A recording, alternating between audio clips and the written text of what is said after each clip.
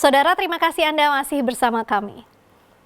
Saudara, seorang wisatawan asal Medan hilang di gulung ombak Pantai Kedung Tumpang, Tulung Agung. Korban tersapu ombak besar saat berfoto-foto di tebing pinggir laut. Korban bernama Roni Joshua Simanjutak, warga kota Medan, Sumatera Utara. Korban sebelumnya berada di tebing pantai dan berniat foto dengan latar belakang ombak Pantai Kedung Tumpang, Tulung Agung. Tiba-tiba ombak tinggi datang menerjang tebing dan menggulung korban. Rekan-rekannya tak bisa berbuat apa-apa selain mencari pertolongan karena kondisi gelombang laut cukup deras. Korban bersama 15 rekannya dari kampung Inggris Pare, Kediri berwisata ke Pantai Kedung Tumpang, Kecamatan Pucang Laban, Tulung Agung. Teman-temannya tak menyadari ombak yang datang dari laut selatan itu cukup besar saat korban hendak bersuah foto sehingga korban tak sempat menyelamatkan diri.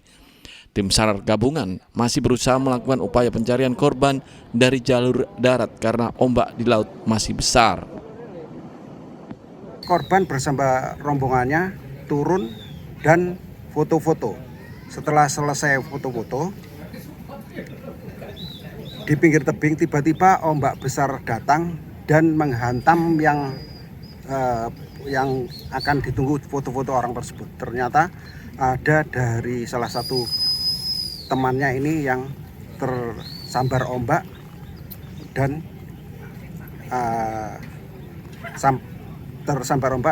sampai sekarang belum ditemukan. Rencananya jika kondisi gelombang telah aman, tim SAR akan melakukan upaya pencarian melalui jalur laut. Pencarian akan dilakukan melalui Pantai Sine, Kecamatan Kalidawir, Tulung Agung. Danu Sukendro melaporkan dari Tulung Agung. Saudara, operasi Zebra hari pertama yang digelar Satuan Lalu Lintas Polres Jombang tidak melakukan penindakan maupun sanksi tilang terhadap pengendara yang melanggar lalu lintas. Melainkan polisi membagikan helm dan melakukan hipnoterapi kepada pelanggar lalu lintas. Hari pertama operasi Zebra secara serentak di seluruh Indonesia juga digelar anggota Satuan Lalu Lintas Polres Jombang di Simpang Kebon Rojo, Kabupaten Jombang dengan sasaran pengendara motor dan mobil. Kali ini petugas tidak melakukan sanksi tegas dengan menilang, namun memberikan sosialisasi kepada pengendara motor. Saat berhenti di lampu pengatur jalan, para pengendara hanya ditegur dan dinasihati. Tidak ada sanksi tilang bagi pelanggar yang diberhentikan petugas. Bahkan pengendara yang melanggar tidak mengenakan helm hanya ditegur dan diberi helm. Uniknya pengendara yang melanggar dihipnoterapi agar patuh berlalu lintas dan rileks dalam berkendara sehingga terhindar dari kecelakaan. Santai, terus rileks. Kenapa tadi Mbak sampai dihipnoterapi Pak Polisi tadi Mbak? Nggak pakai helm. Kenapa? Melanggar Lalu lintas. Ya, pada hari ini hari pertama pelaksanaan operasi Zebra, Satlantas Polres Jombang mengadakan kampanye tertib berlalu lintas, pembagian brosur, dan melakukan hipnoterapi kepada pelanggar yang tidak memakai helm. Setelah dilakukan hipnoterapi, merasa fresh, merasa segar, dan mengingat bahwa harus mengendarai kendaraan sepeda motor pakai helm. Hari pertama operasi Zebra, polisi mengedepankan keselamatan berlalu lintas guna mencegah kecelakaan di jalan raya. Salah satu upaya dengan melakukan sosialisasi dan edukasi kepada masyarakat agar tertib dalam berlalu lintas. Dwi Pujiarso melaporkan dari Jombang. Saudara, kecelakaan terjadi di Ponorogo melibatkan minibus dan sepeda motor. Kejadian bermula saat pengemudi minibus berniat putar balik namun tertabrak pengendara motor dari arah belakang. Akibat kejadian ini korban pengendara motor emak-emak terluka parah. Kecelakaan terjadi di Jalan Insinyur Juanda, Kota Ponorogo, Senin pagi. Melibatkan minibus yang dikemudikan Fuad Hadi berusia 30 tahun, warga Desa Babatan, Ponorogo, dengan pengendara motor wanita Endang Sulastri, berusia 50 tahun, warga Desa Tajuk, Kabupaten Ponorogo. Akibat kecelakaan ini, korban Endang menderita luka parah dan dibawa ke Rumah Sakit Umum Daerah Dr. Haryono, Ponorogo. Kecelakaan bermula ketika minibus yang dikemudikan Fuad melaju dari kota Ponorogo menuju Kecamatan Siman. Di lokasi kejadian diduga Fuad kurang waspada saat putar balik sehingga dari arah belakang tertabrak motor dengan kecepatan tinggi yang dikendarai oleh Endang. Mengetahui ibunya terlibat kecelakaan, Iksan, anak korban yang datang ke lokasi kejadian, menangis histeris. Kalau mobil putih taksi itu dari barat mau belok, sudah ada masuk ke sini. Biasanya yang mau sepeda motor itu agak kencang, jadi lubuk yang belakang itu, yang belakang jatuh. Tapi kelihatannya santer itu tadi, kendaraan itu tadi. Sementara itu pengemudi minibus Fuad Hadi mengaku sudah menyalakan tanda lampu sen saat akan putar balik. Saya dari kantor sana itu ke Beteng, udah Beteng itu. Dari kantor sana ke Beteng, mau putar balik, ujungnya dari arah barat itu kantor. Dari belakang berarti? Nabrak bagian belakang. Kasus kecelakaan masih ditangani unit Laka Lantas Polres Ponorogo, sedangkan pengemudi minibus masih dimintai keterangan di kantor polisi. Dirgo Suyono melaporkan dari Ponorogo. Saudara, seekor ular sanca yang sering makan hewan ternak ditangkap petugas pemadam kebakaran Kabupaten Madiun. Proses penangkapan sulit dilakukan karena ular sembunyi dan masuk ke lubang tembok saluran air. Sejumlah petugas pemadam kebakaran Kabupaten Madiun mendatangi lokasi ditemukannya ular sanca di Dusun Kemulan, Desa Meruak, Kecamatan Dagangan, Kabupaten Madiun, Senin pagi. Saat ditemukan, ular sanca yang diperkirakan berukuran 2,5 meter sembunyi di celah tembok saluran air yang lokasinya tidak jauh dari Sekolah Dasar Negeri 3 Meruak. Sehingga proses evakuasi ular sanca ini menjadi tontonan siswa yang saat itu tengah jam istirahat. Sempitnya lubang membuat petugas pemadam kebakaran kesulitan mengevakuasinya. Apalagi perut ular besar karena habis menyantap ayam milik warga. Meski demikian, satwa liar itu akhirnya berhasil dievakuasi setelah petugas merusak tembok saluran air menggunakan linggis. Pagi itu ada orang nyelip di sini. Yang tahu ki orang yang nyelip itu. Terus dilihat, terus angkat saya ambil. Tapi enggak kuat. Itu ularnya makan apa? Saya kira ayam itu. Ayam. Oh, di sini sering ada penemuan ular gitu yang memangsa Sering. ayam.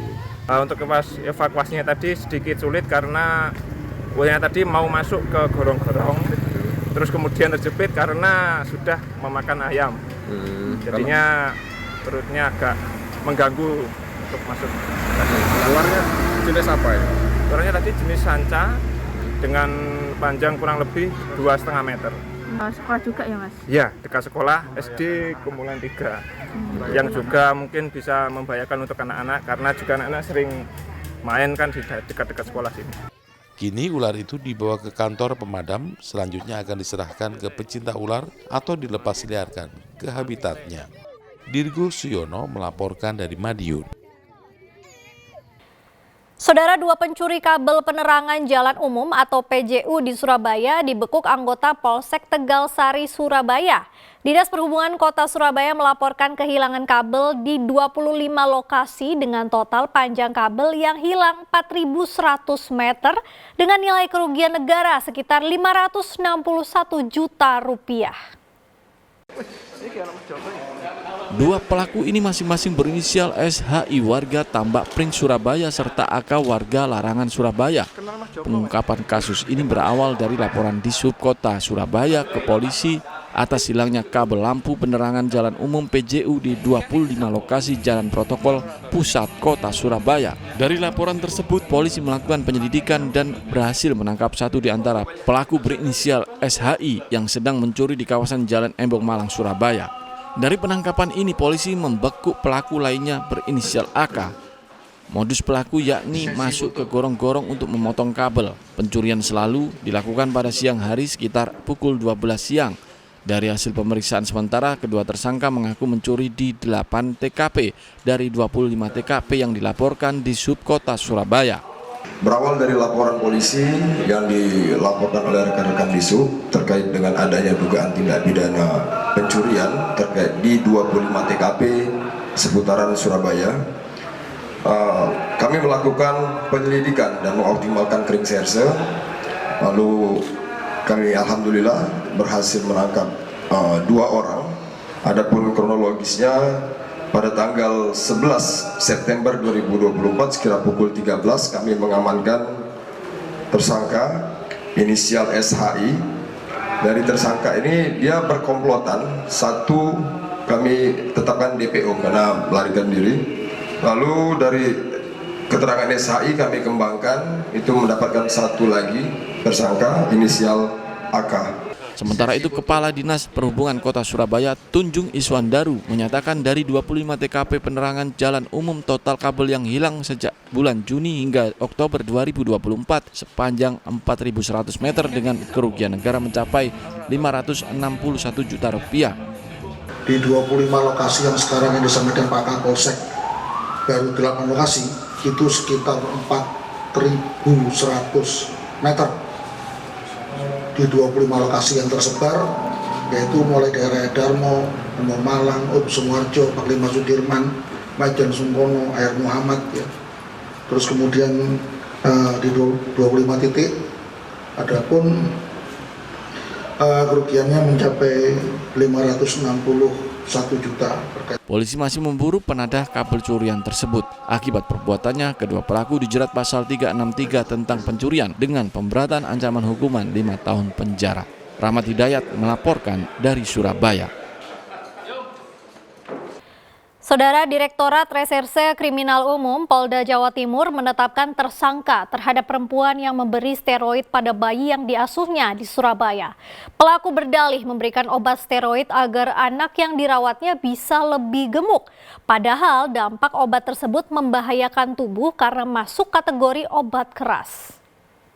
Berapa lama kamu? Kayak tahun berapa beli? Usai menerima laporan ibu korban, polisi menangkap wanita pengasuh bayi yang memberikan obat steroid kepada bayi yang diasuhnya berusia 2 tahun. Direktur Reserse Kriminal Umum Kombes Pol Farman mengatakan, pelaku bernama Nurmiatin kini sudah ditahan dan ditetapkan sebagai tersangka. Di hadapan polisi, tersangka warga Blitar ini mengaku baru kali ini menggunakan obat steroid kepada anak yang diasuhnya. Dirinya berdalih memberikan obat yang masuk dalam kategori obat keras tersebut agar balita lebih gemuk. Padahal pelaku tidak memahami guna dan dampak dari steroid. Dan dari pengakuan tersangka ini motivasinya apa dan dia memberikan steroid kepada balita? Motivasi sementara yang disampaikan oleh pelaku ini alasannya ingin membuat anak itu menjadi lebih gemuk. Tapi yang bersangkutan tidak mempunyai latar belakang medis. Akibat perbuatannya, polisi akan menerapkan 2 pasal pada tersangka, yakni Undang-Undang KDRT serta Undang-Undang Kesehatan. Rahmat Hidayat melaporkan dari Surabaya. Saudara, seorang preman kampung di Jember diringkus oleh polisi karena terlibat kasus penganiayaan. Akibatnya 1 korban tewas dan 1 lainnya luka berat. Motifnya yakni pemalakan karena korban tidak mau memberikan sejumlah uang ke pelaku.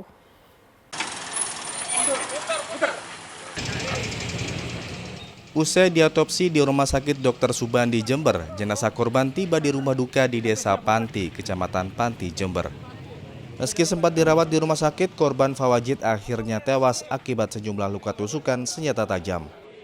Sedangkan 1 korban lainnya, Fahris, menderita luka parah dan masih menjalani perawatan medis. Kasus penganiayaan terjadi pada Jumat malam.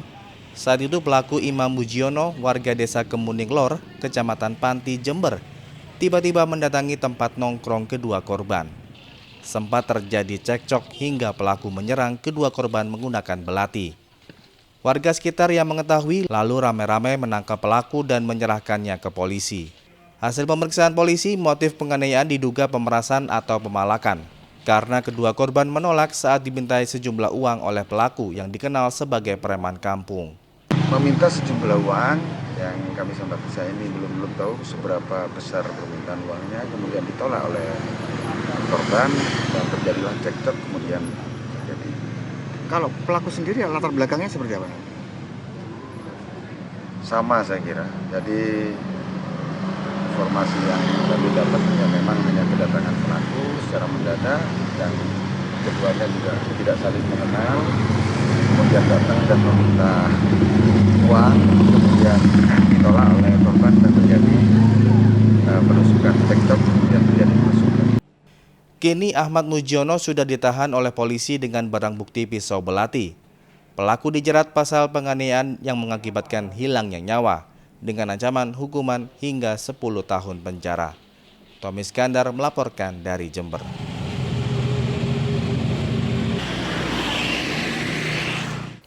Saudara, informasi tadi sekaligus menjadi akhir perjumpaan kita dalam Liputan 6 SCTV Daerah Jawa Timur kali ini.